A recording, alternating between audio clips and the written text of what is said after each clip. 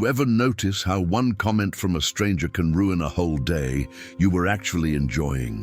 A look, a tone of voice, somebody not texting you back, and just like that your mood is gone, handed away to a person who probably already forgot they did anything. Here's the thing nobody tells you: the more you value yourself, the more life starts giving you back. Not because the universe is magic, because of something far more practical. And in the next few minutes, I'm going to show you exactly how that works, through 5 Stoic ideas you can actually use. Let's start with the one that changes everything. Most people think the goal in life is to get others to treat them well. So they spend years adjusting, softening their opinions, saying yes when they mean no, reading faces in a room, trying to figure out who's happy with them and who isn't. And it feels responsible. It feels mature. We even praise it. We call it being easy to get along with. But look at what's really happening underneath. If your peace depends on how people treat you, then you've handed them the controls. Every person you meet is holding a little switch that turns your mood on and off. A co-worker's bad day becomes your bad day. A rude driver follows you home in your head for 3 hours. You're not living your life. You're reacting to everyone else's. Here's what almost nobody notices. You weren't born this way. You were trained into it, trained to believe that other people's approval is the thermostat for your own worth. The Stoics saw this almost 2,000 years ago. There was a man named Epictetus, and this part matters. He was born a slave. He owned nothing. His own body wasn't even legally his. And yet he taught one of the most freeing ideas in all of human history. He said there are things in our control and things that are not. What other people think, what they say, what they do, not in our control. Our own judgments, our own choices, how we respond, that's ours. That's the only territory we actually own. Think about what that means. The one thing that can't be taken from you is the one thing you keep giving away for free. Now, you might be thinking, okay, but I can't just not care what people think. That's not realistic. And you're right. This isn't about becoming cold or pretending feedback doesn't sting. It's about where you place the final vote. Other people get to have opinions about you. Of course they do. But they don't get to cast the deciding vote on your worth. That vote stays with you.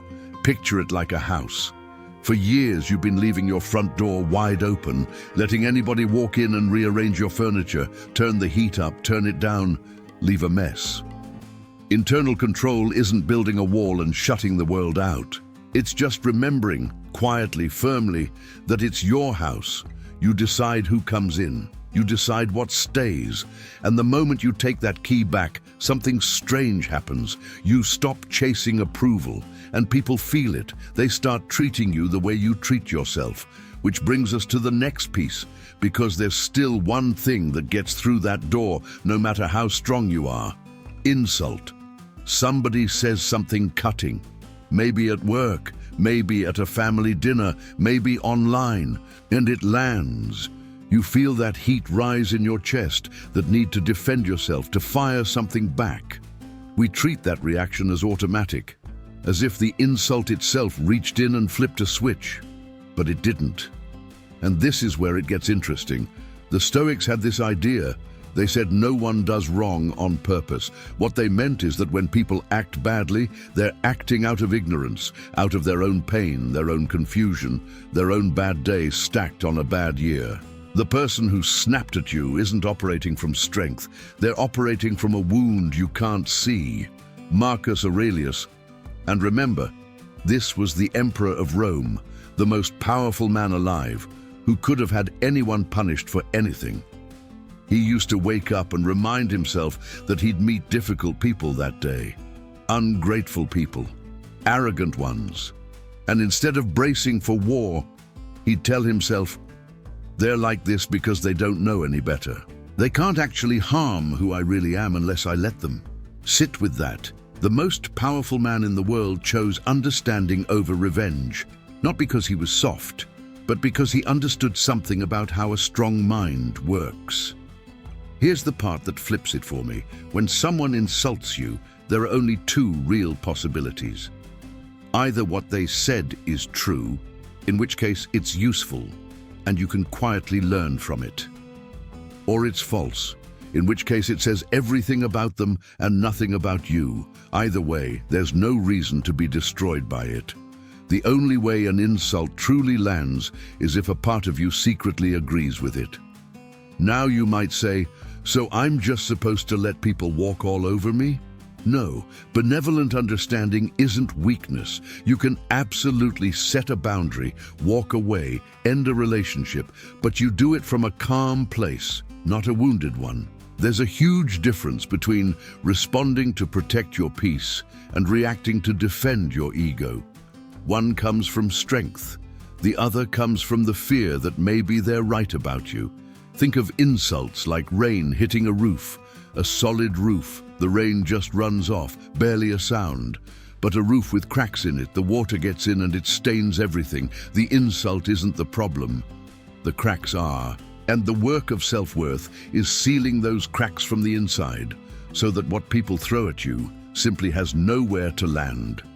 So if other people's approval can't be the source of your worth and insults can't take it away, then where does real worth actually come from?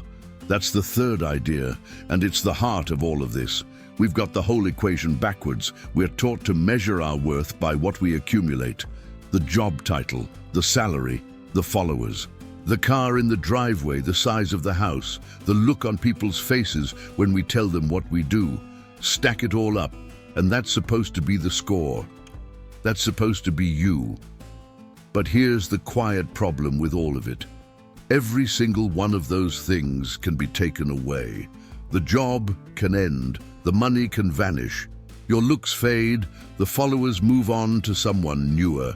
If your worth is built on any of it, then your worth is permanently on loan, and the loan can be called in at any moment. No wonder so many people feel anxious all the time. Deep down, they know the foundation isn't theirs. The Stoics drew a hard line here. They said there's only one thing that is truly, completely yours, your character, your virtue. The Greeks called it arete, which means something like excellence of the soul. How honest you are when no one's watching. How you treat people who can do nothing for you. Whether you keep your word when it costs you something. Whether you stay kind under pressure. And the radical claim is this: that's where your real worth lives. Not in what you have, in who you are when everything's stripped away. Let me show you why this isn't just a nice idea. Imagine two people lose everything on the same day. The savings, the status, all of it gone. One of them falls apart completely because their entire identity was built on those things. The other person hurts, sure, grieves it, but stands back up because the core of who they are was never in the bank account. It was in their character. And character doesn't show up on a balance sheet, but it's the only asset a market crash can't touch. That's the gold.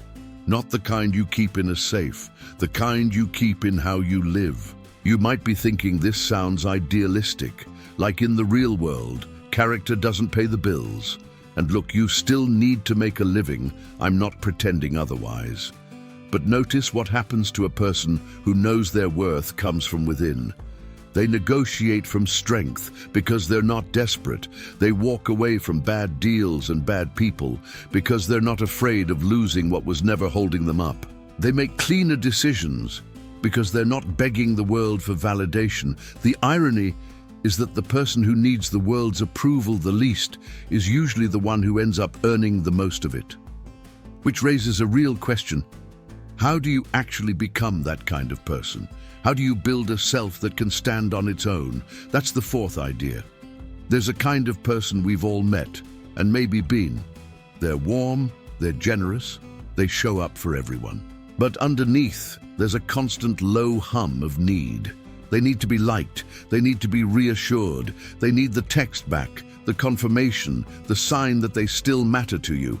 And when it doesn't come fast enough, something in them starts to spiral. We call that being a caring, connected person, but a lot of the time, it's something else. It's emotional dependence. It's outsourcing your inner stability to other people, and then being shocked when they can't carry it for you. The Stoics had a word for the goal here: self-sufficiency, not isolation. That's important. They were deeply involved in family, friendship, public life. The point was never to need no one. The point was to be whole on your own, so that the people in your life are something you enjoy, not something you require to keep from falling apart. There's a real difference there. When you need someone, you cling, and clinging eventually suffocates the very thing you're afraid to lose. When you're whole, you can love freely, because you're not asking another person to be your foundation. You already are your own. I think about it like a tree. A young tree, the wind comes and it whips back and forth, bends almost to the ground, and a strong enough storm just rips it out. But an old tree with deep roots, same wind, and the leaves move, the branches sway, but the trunk barely shifts. The storm doesn't decide whether that tree stands. The roots do. Emotional self-sufficiency is growing those roots, and roots grow down in the dark when no one's watching, in the quiet hours you spend with yourself instead of running from them, in the time you learn to enjoy your own company, in the small promises you keep to yourself until you finally start to trust the one person you can never get away from: you. Now, you might hear all this and think it sounds lonely, like the goal is to need nobody and feel nothing. But it's actually the opposite. The person with deep roots is the best person to be around, because they're not draining you, not testing you, not making you responsible for their happiness.